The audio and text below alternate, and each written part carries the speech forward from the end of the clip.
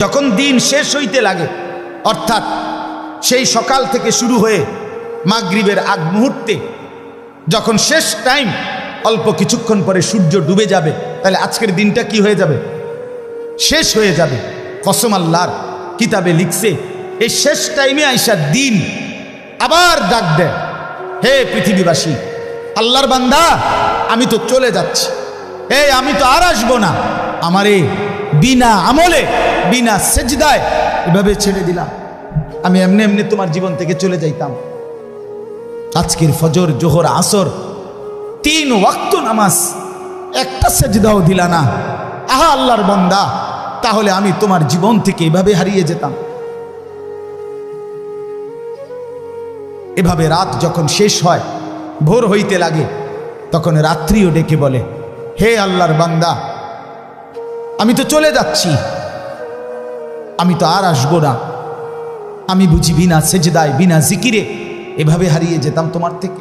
মাগরিবে, এশা, তাহাজ্জুদ একটা সেজদাও দিলা না।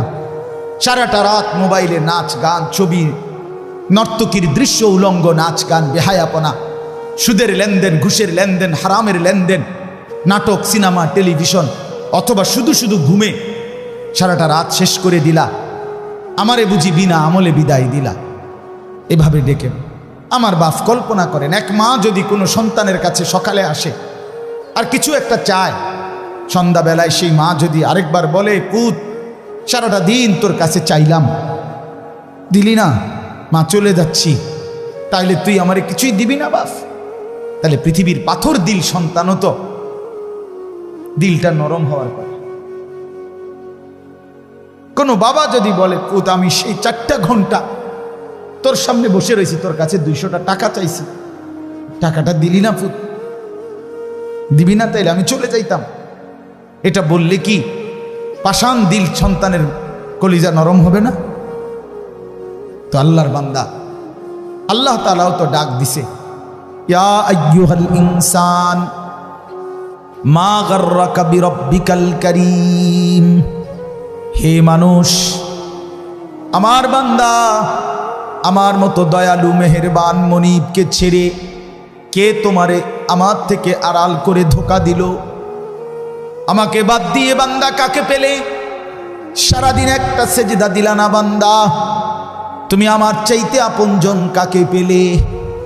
কোন সে বন্ধু পেলে যে বন্ধুকে পেয়ে আমার মতো আপন বন্ধুকে ছেড়ে দিলে? বান্দা বলো না, কি বলবেন?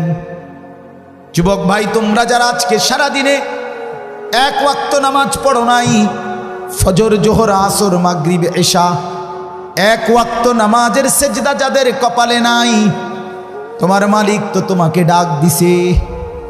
তোমার মালিক বলছে, বান্দা আলাম ইয়ানি লিল্লাযীনা আমানু আন তাখশা কুলুবুহুম লিযিকরিল্লাহ।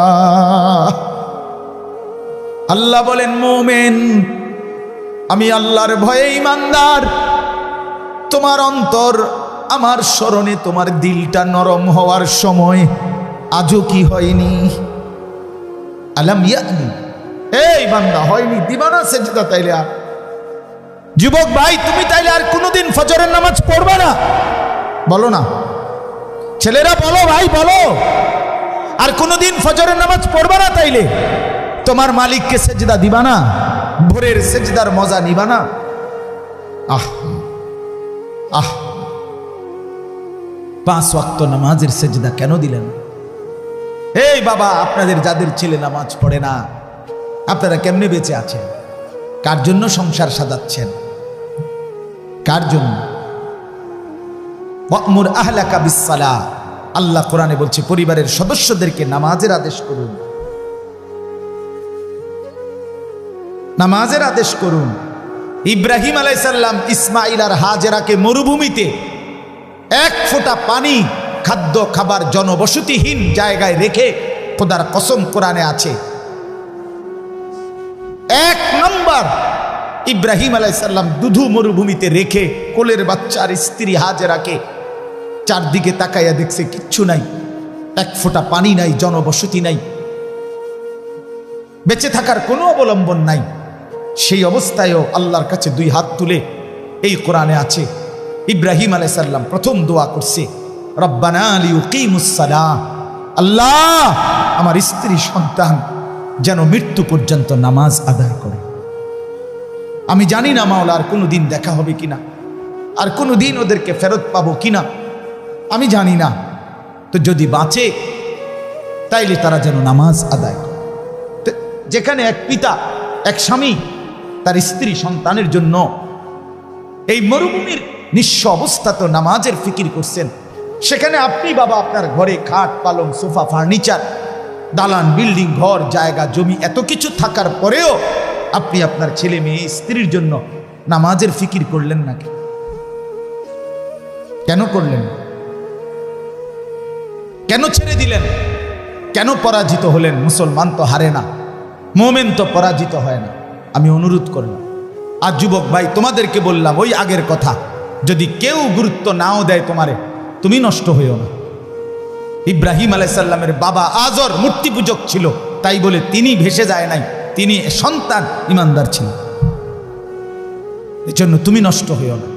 আমার অনুরোধ, আমি আবারও বলছি, আমি যদি বলো কাছে গিয়ে বলতে বলতে রাজি। আমি এক ফেরিওয়ালা, যেই ফেরিওয়ালার মাকসাদ আমার জিন্দিগির মাকসাদ, আমি বুঝি ফেরিওয়ালা আমি। আর এই ফেরিওয়ালার একটা নিয়ম হলো, ফেরিওয়ালা জানে তার প্রত্যেক ডাকে কাস্টমার আসে না। কথা বলেন না কেন? ফেরিওয়ালা প্রতিবার ডাক দিলে কি আসে না? কাস্টমার আসে না, সে জানে, কিন্তু সে বলতেই থাকে, সে তার পণ্য ঘোষণা দিতেই থাকে, রোডে রোডে গলিতে গলিতে সে বলতেই থাকে। সে জানে 30 বার বললে 50 বার বললে হয়তো কেউ একবার সাড়া দিতে পারে, সেই আশায় সে বলতেই থাকে। আমরা ফেরিওয়ালা, আমরা বলতেই আছি, বলতেই থাকি, ভাবি, ভাবনা করি, ইনশাআল্লাহ এর ভিতর থেকেই বদলাবে। হতাশ না, আমি হতাশ না, আমি হতাশাগ্রস্তদের অন্তর্ভুক্ত না, আমি হতাশ হতেও চাই না, কারণ হতাশা কুফরি। কোরআনে স্পষ্ট আছে, যে হতাশ হয় সে বেঈমান হয়। হতাশা কি বলেন না? কুফরি, কুফরি।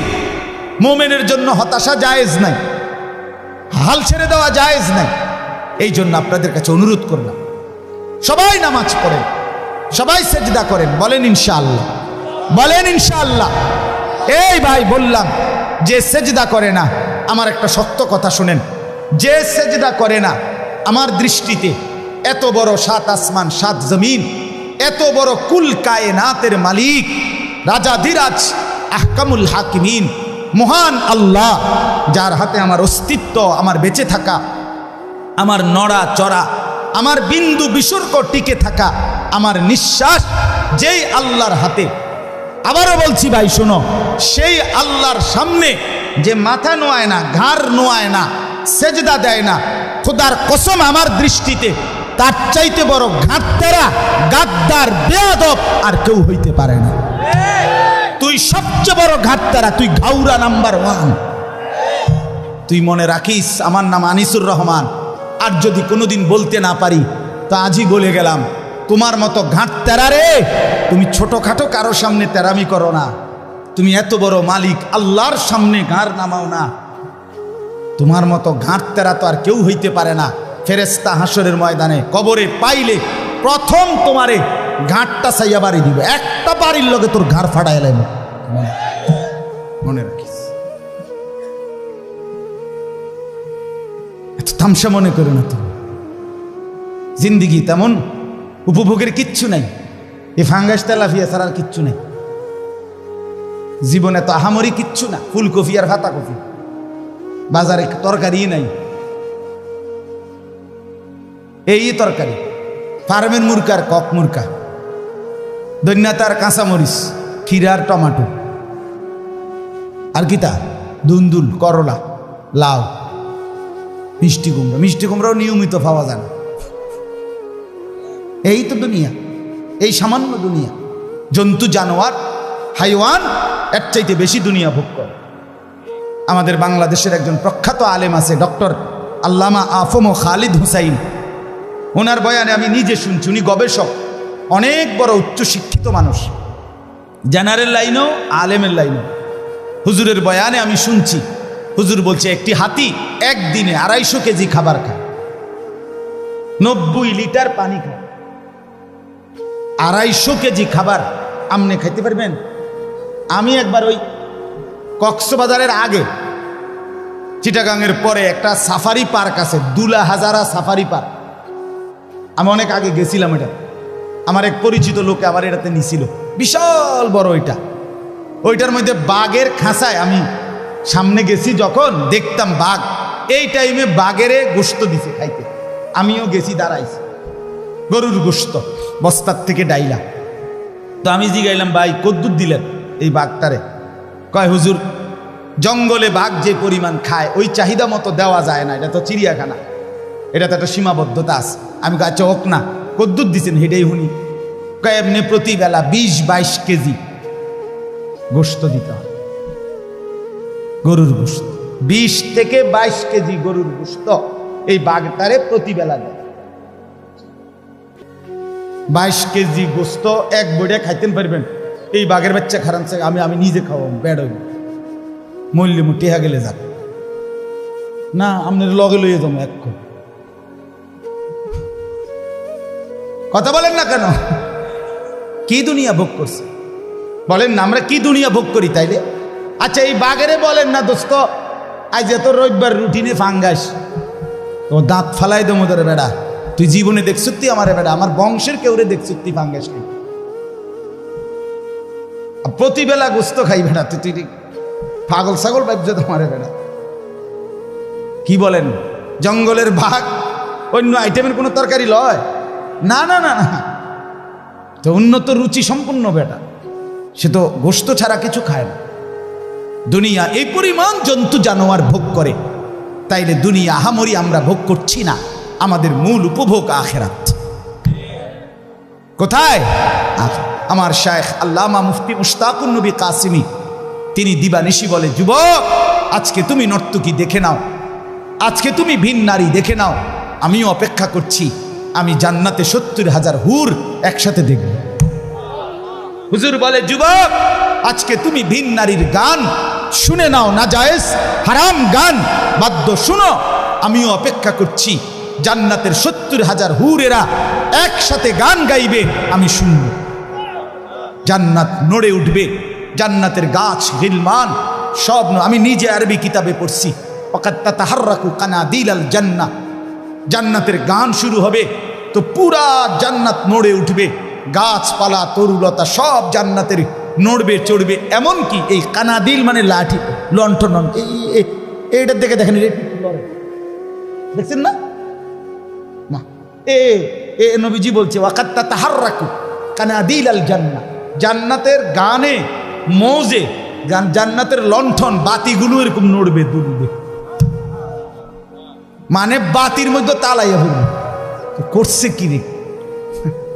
হ্যাঁ, আমরা অপেক্ষা করছি, চলেন সবাই অপেক্ষা করি, ঠিক আছে না? ইনশাআল্লাহ আল্লাহ আমাদেরকে তৌফিক দান করেন, হায়াতের কদর করেন।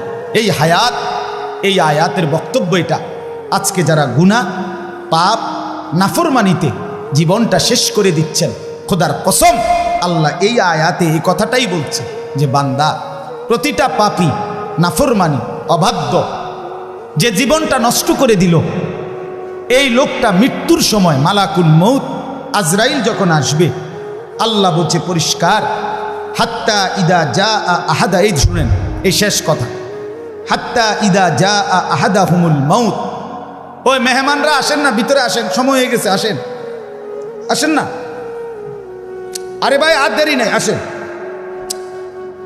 ওই ছেলেরা আসো না মিয়া, ভিতরে আসো, আসো আসো আসো, সময় হয়েছে দোস্ত, বসেন, অসুবিধা নেই। যে দূর শুনছে, জিন্দিগি বদলাবার জন্য কখনো কারো জন্য এক কথাও যথেষ্ট। এক আমার শায়েখ আল্লামা মুফতি মুশতাকুন নবী কাসিমি হুজুররে আমি বহুবার দেখছি আমার জীবনে, অসংখ্য মানুষকে হুজুরের সামনে গেছে, দাড়িবিহীন মানুষ, হুজুরে কিচ্ছু বলে নাই, শুধু বাইক দূরে দিগাইয়ে এ ডাক দিছে, তার মুখে এমনি হাত বুলাইছে, এমনি হাত বুলাইছে, এ আর কিছু কইছে না, আচ্ছা ভাই আল্লাহ ভরসা, দোয়া করেন, এই কথা কয়ে বিদায় দিছে। অসংখ্য মানুষ আমি দেখছি, এর পরের বার আসছে দাড়িওয়ালা চেহারা নেই, কিছু বলে না। শব্দের চাইতে নিঃশব্দতার আরো আকর্ষণ বেশি। কথা বুঝছেন? আজকে এই মাগরিববাদ যেখানে বয়ান করছি আমি, এখন যেখান থেকে আমি আসছি বয়ান করে দেবিদ্যার এক জায়গা, এই ভদ্রলোক আমারে দাওয়াত দিতে যেদিন গেছে, এই কিছুদিন আগে, ওই দিন উনি দাড়িবিহীন ছিল, একদম ক্লিন শেভ করা। এখন আমি গিয়ে দেখি উনি সর্বোচ্চ 1 মাস হয়েছে না, এই পরিমাণ দাড়ি। তা আমি প্রথম চিনি নাই যে কোনজন আমি যাই দাওয়াত দিছি। কয় যে হুজুর এই যে আমি দাওয়াত দিছি। যে আমি আপনি কহ হুজুর দাড়ি রাখছি, আপনার এখান থেকে আসি,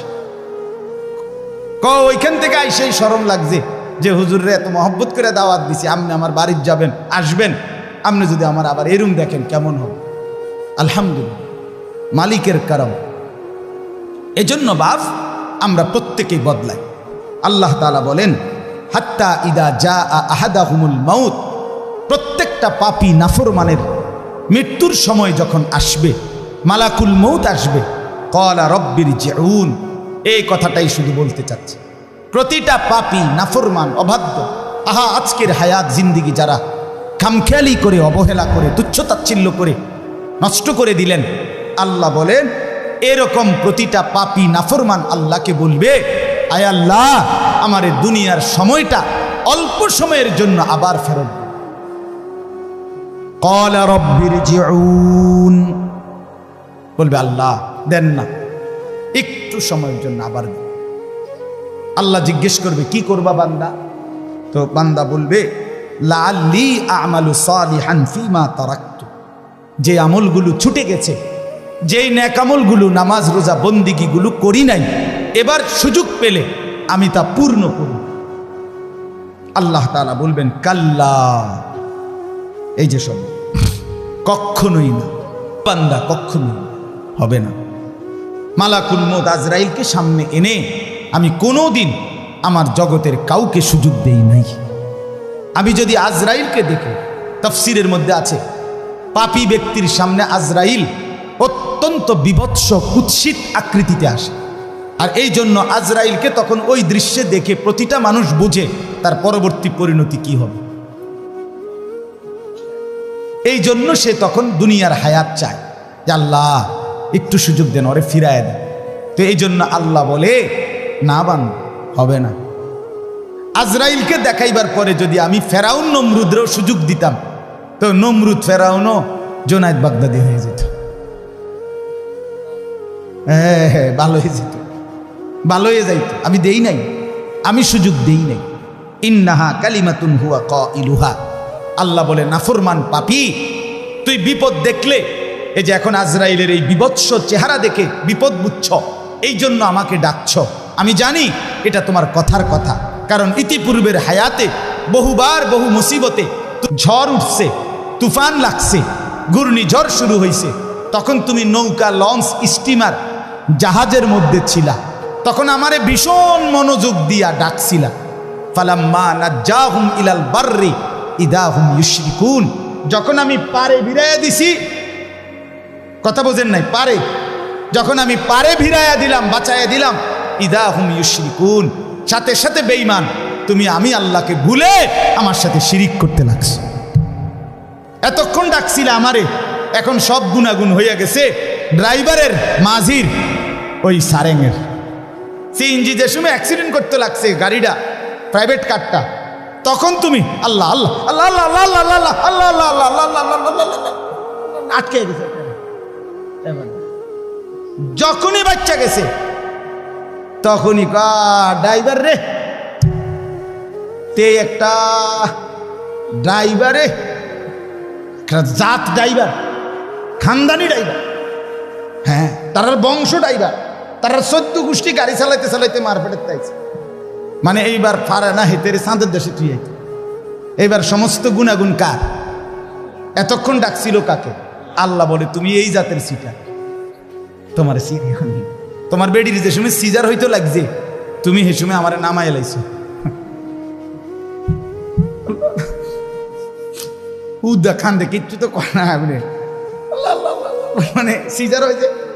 যখনই বাচ্চাটা হইয়া সারছে, এই শুরু হইল মোবাইল।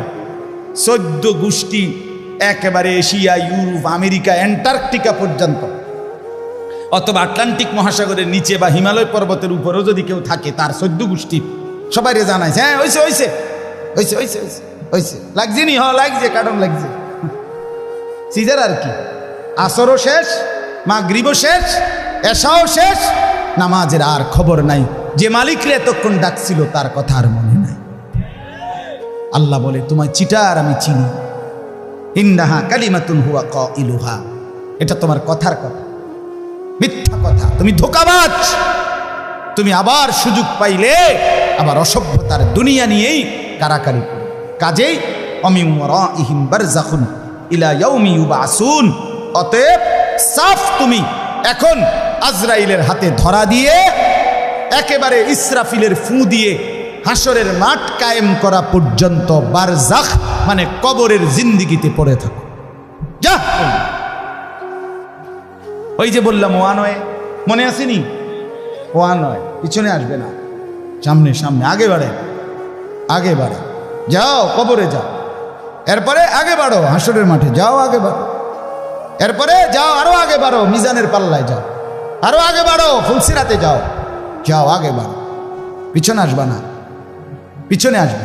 ফাইদা নুফিখা ফিস সূর, এরপরে আল্লাহ বলেন, শুধু তর্জমা শুনেন, আল্লাহ বলে এরপরে যখন হাসরের মাঠ কায়েম হবে ইসরাফিলের ফু দেওয়ার পরে কোটি কোটি মানুষ এভাবে দাঁড়াবে।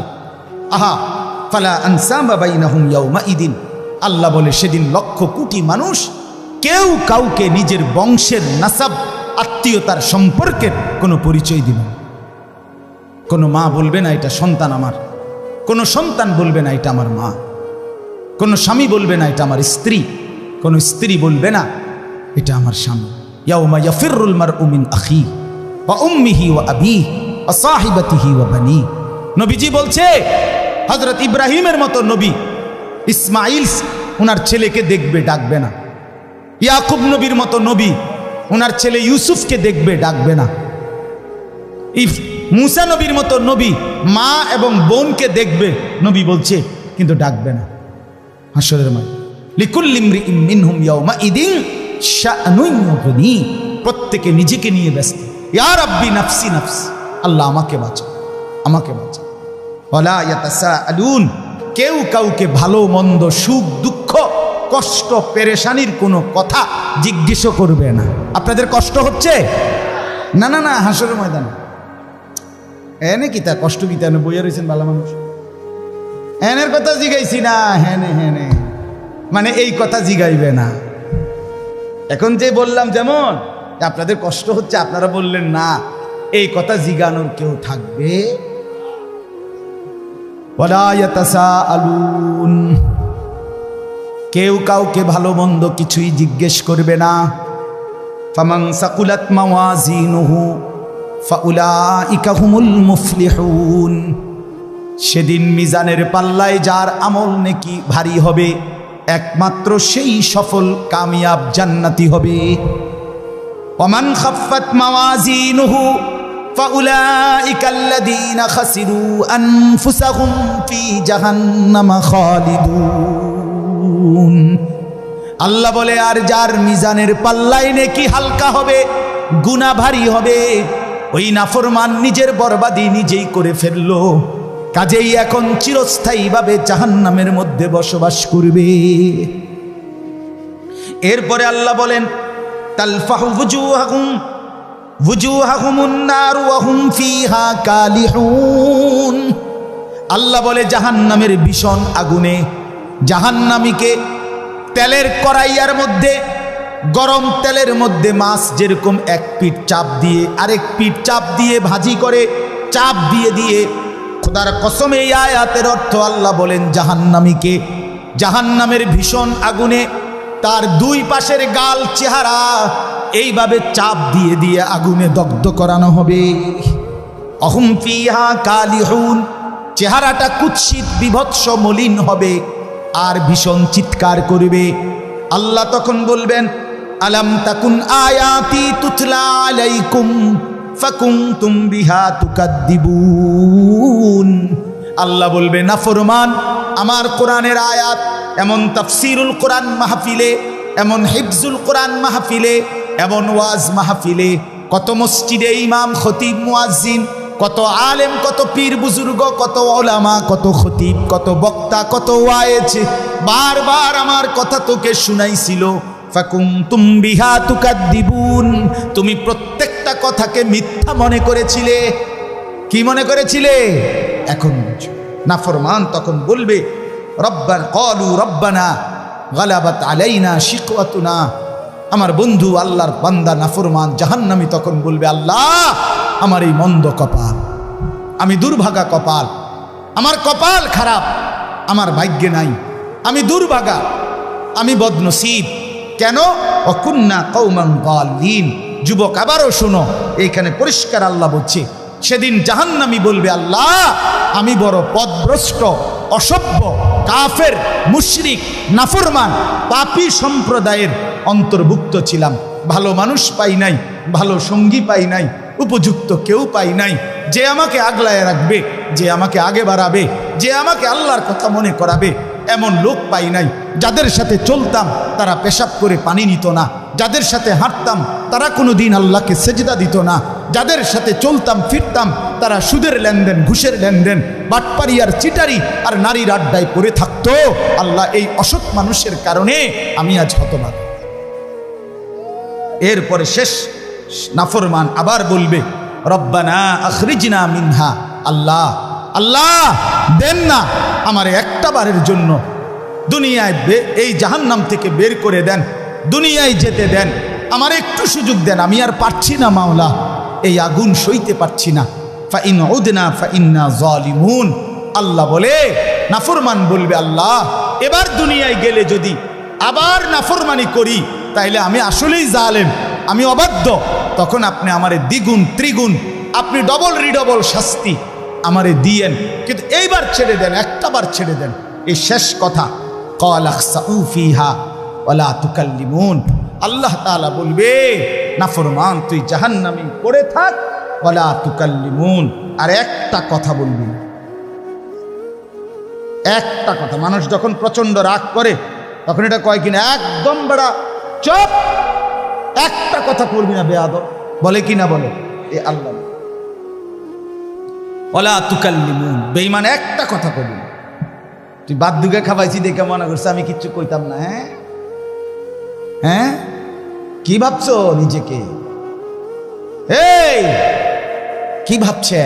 নাফরমান নিজে চালা। আল্লাহ বলে, কি ভাবছো? যা, একদম কথা নেই। তাফসীরে মাআরিফুল কোরআনে লিখছে, আমি নিজে পড়ছি। আহা, আল্লাহ যখন বলে ফেলবে আর কথা বলবি না, খোদার কসম বন্ধু, আপনি এখন দেখেন গিয়া ওইখানে লেখা আছে, এরপরে এই জাহান্নামী যাদেরকে আল্লাহ বলবে আর কথা বলবি না, জাহান্নামে পড়ে থাক, এরপরে ওই মানুষটার জবান দিয়া, ওই জাহান্নামীর মুখ দিয়ে আর মানুষের কোনো শব্দ উচ্চারিত হবে না। এরপরের শব্দগুলো কুকুরের ঘেউ ঘেউ অথবা গাধার আর্তচিৎকার বের, কুত্তার আওয়াজ, কুত্তার আওয়াজ বের, কুত্তার আওয়াজ বের। যুবক ফিরে আসো, নিয়ত করি ইনশাআল্লাহ। নওজোয়ান ভাই নিয়ত করো ইনশাআল্লাহ, ফিরতেই হবে তোমাকে। কষ্ট পাইবা না, কষ্ট পাই। আগামী 30 বছর যদি হায়াত পাও, এই অব্যাহত অসভ্যতা, অশ্লীলতা কষ্ট দিবে, কষ্ট দিবে বাপ। ইন্নাল্লাযীনা ইউহিব্বুনা আন তাশিআল ফাহিশা ফিল্লাযীনা আমানু লাহুম আযাবুন আলীমুন ফিদ দুনিয়া ওয়াল আখিরাহ। সূরা নূরের আয়াত। আল্লাহ বলছে, এই মুসলমানদের সমাজে যারা অশ্লীলতা, বেহায়াপনা, অসভ্যতা ছড়িয়ে দিতে চায়, খোদার কসম আল্লাহ বলছে তাদের জন্য রয়েছে মর্মান্তিক আযাব ফিদ দুনিয়া, দুনিয়াতেও, আখিরাতেও, ওয়াল আখিরাহ, আখিরাত, আখিরাতেও। এই জন্য বাপ আমার, অশ্লীলতা না ছড়াই। আগামীকাল 13, তারপর দিন 14 ফেব্রুয়ারি।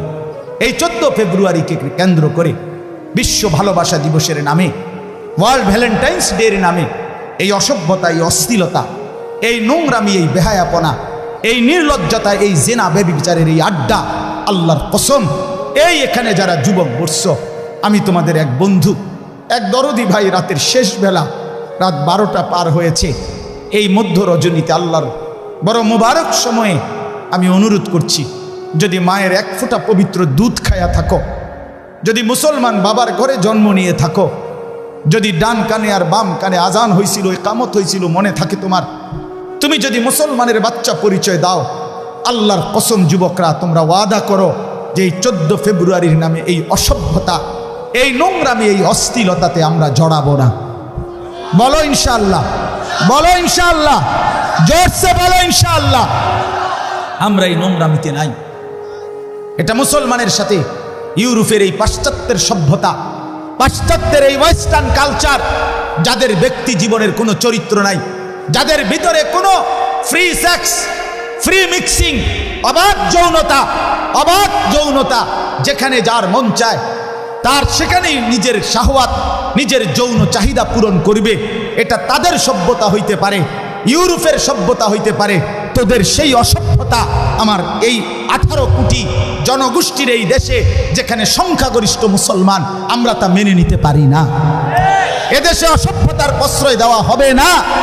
আগামী দিনের প্রজন্ম তোমরা মনে রাখো বন্ধুরা, ওলামায়ে কেরামের এই দিক নির্দেশনা যদি মনে না হয়, মনে না রাখে, তাহলে মাধ্যমিক এটা কোনো দল না, এটা পার্টি না, এটা কোনো ক্ষমতা না, এটা কোনো মার্কারে নামানো ডুবানো না, বরং প্রজন্ম বাঁচানোর স্বার্থে আমরা স্পষ্ট বললাম, মাধ্যমিক লেভেলে শিক্ষার নামে, সিলেবাসের নামে, কারিকুলামের নামে যেই স্বপ্ন, যেই চিন্তা চেতনা বাস্তবায়নের ইউরোপীয় পরিকল্পনা বাংলাদেশের নীল নকশা চলছে, এটার একটাই টার্গেট, ছেলে মেয়ের অবাধ যেই বিভেদ, আলাদা পার্থক্য, এটা তুলে দিয়ে ফ্রি সেক্স, ফ্রি মিক্সিং, অবাধ যৌনাচার বাংলাদেশে চালু করা।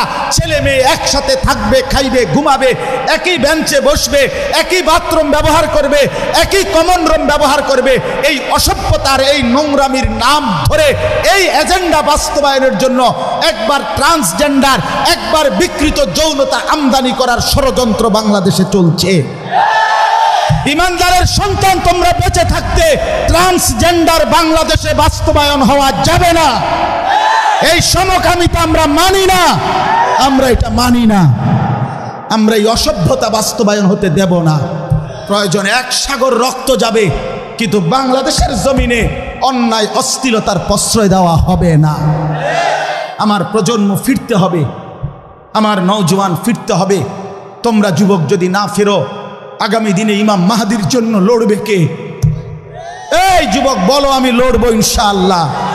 বলো, জীবন বাজি রাখার স্বপ্ন দেখো ইনশাআল্লাহ। আগামী দিনে তুমিই হবে মাহদির সৈনিক ইনশাআল্লাহ।